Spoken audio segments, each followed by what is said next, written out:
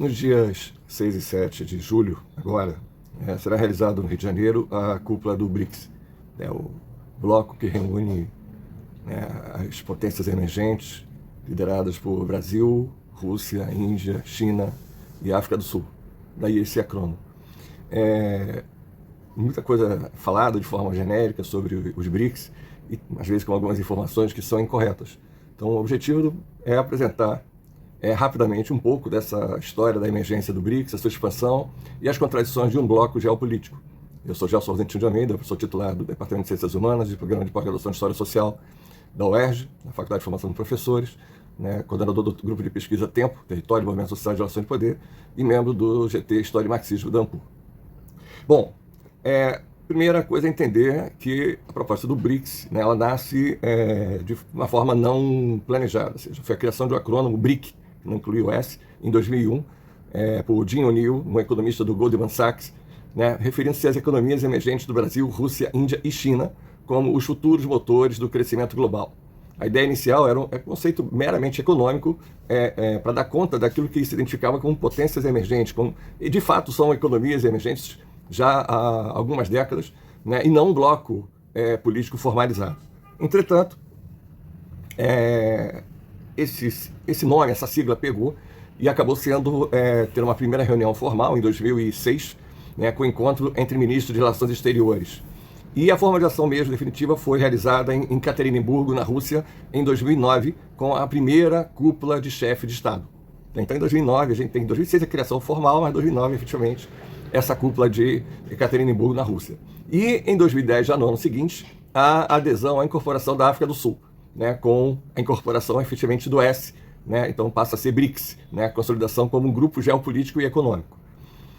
Em 2014, nós tivemos a cúpula de Fortaleza, no Brasil, com a criação do novo Banco de Desenvolvimento, NDB, que tem a sua sede na China, em Xangai, e hoje, inclusive, a presidente do novo Banco de Desenvolvimento é a ex-presidente brasileira Dilma Rousseff, e que tem como contraponto ter política de investimento econômico com caráter de inclusão social, de um novo desenvolvimentismo, e, sobretudo, voltada para a incorporação de projetos sociais em países em desenvolvimento ou naquilo que se chamava também antigamente como subdesenvolvidos.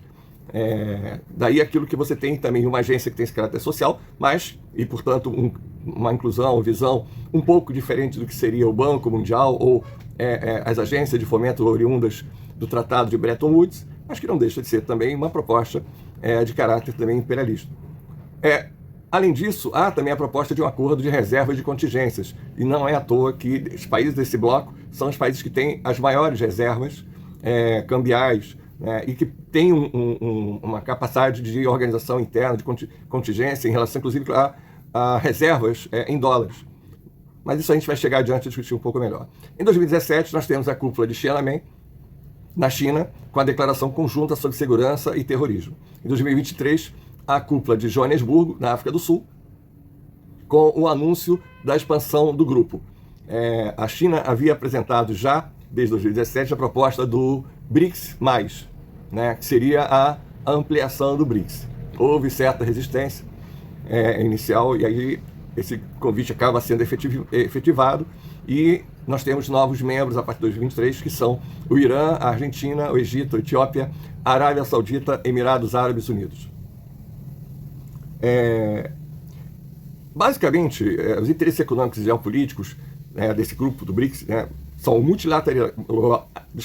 multilateralismo e a reforma da governança global, ou seja, há uma insatisfação presente já há algumas décadas, isso independente do matiz do governo político, de ser mais à esquerda ou de extrema-direita.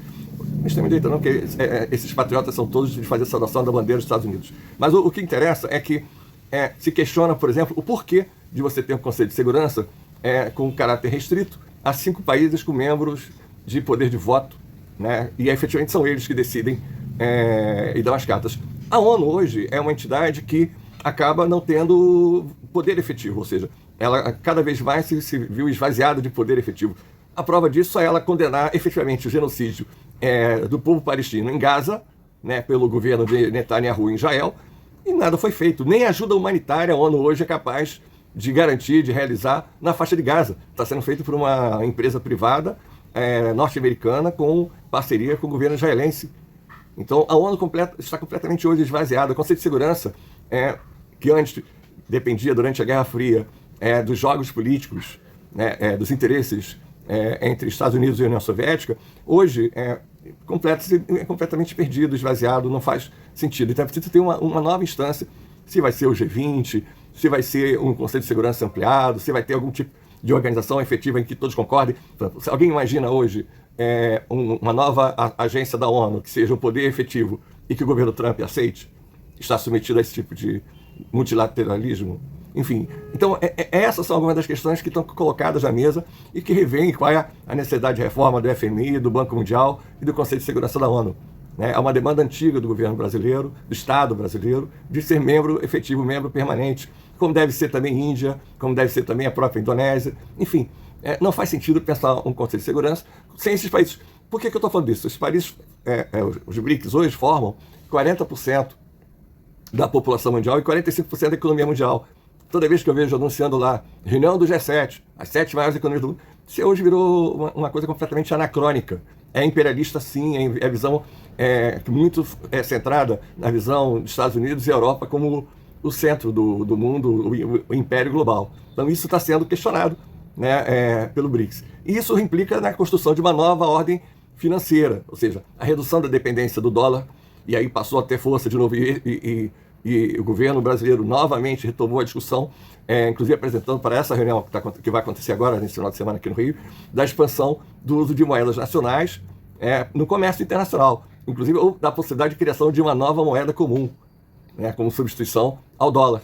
Efetivamente, claro que isso não interessa ao governo norte-americano, isso não interessa aos Estados Unidos, por quê? É ele que emite dólar, então ele tem a maior dívida pública do planeta em dólar, que é ele que controla.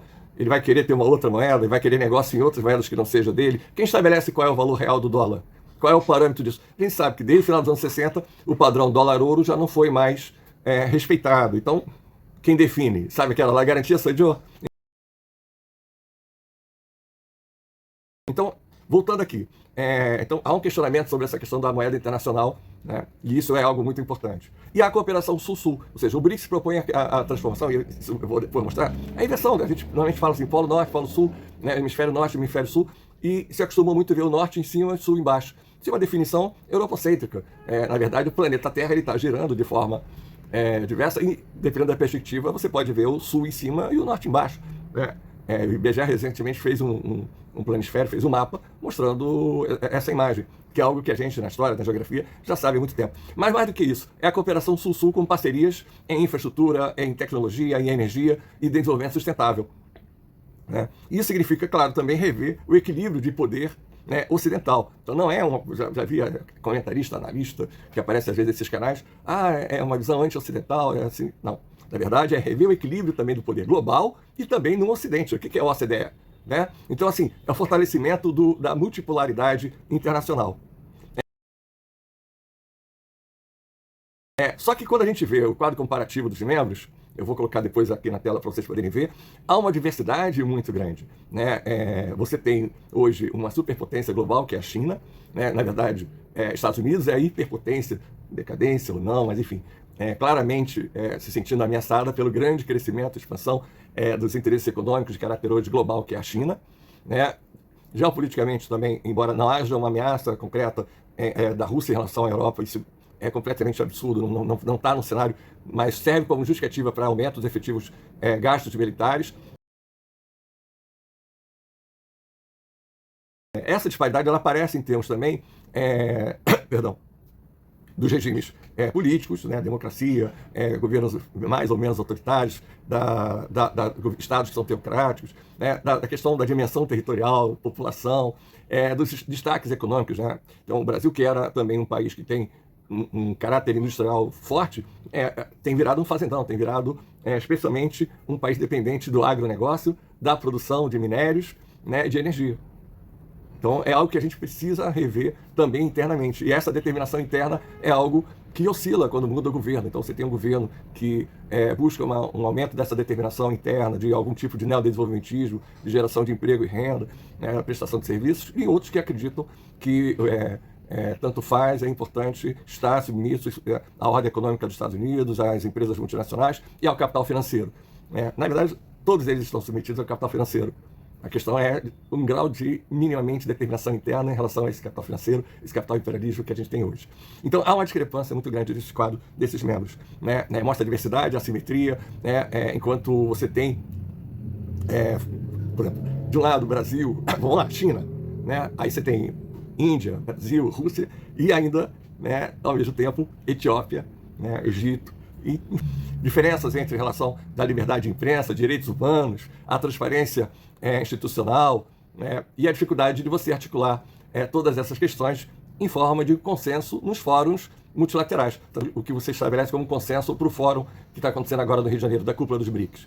A necessidade de ter uma política de defesa do meio ambiente, de investimento, de recursos na preservação ambiental e na emergência climática, em saúde pública, em vacinas e doenças que assolam sobretudo as populações mais carentes, pobres, e a criação de meios de negócio, de troca internacional que possa ser acessível, que não dependa apenas do dólar. Então, observa a dificuldade que você tem de criação de alguns consensos. São as assimetrias econômicas, como eu já falei, e eu vou dar um exemplo também que eu acho que é importante. A China, ela tem um PIB maior do que a soma de todos os demais membros do bloco, e isso coloca uma dimensão do peso da China. E aí, quando a gente fala nisso, falta também a criação de um mercado comum, uma moeda unificada, políticas exteriores que sejam convergentes.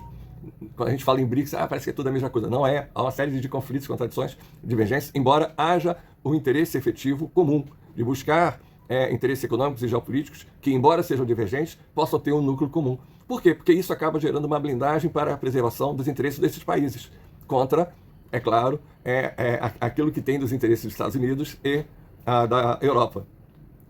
É o jogo que a gente está vendo hoje de rearranjo global. Ainda tem a questão dessa ampliação, que vai ampliar o alcance geopolítico do BRICS, mas ao mesmo tempo aumenta a heterogeneidade, inclui novos membros, o que dificulta a tomada de decisões comerciais, decisões políticas também, militares, o risco de um grupo tomar apenas um fórum mais burocrático ou formal, declarativo, sem uma eficácia real. Vamos ver, isso vai se tornar mais evidente provavelmente nos próximos 2 anos.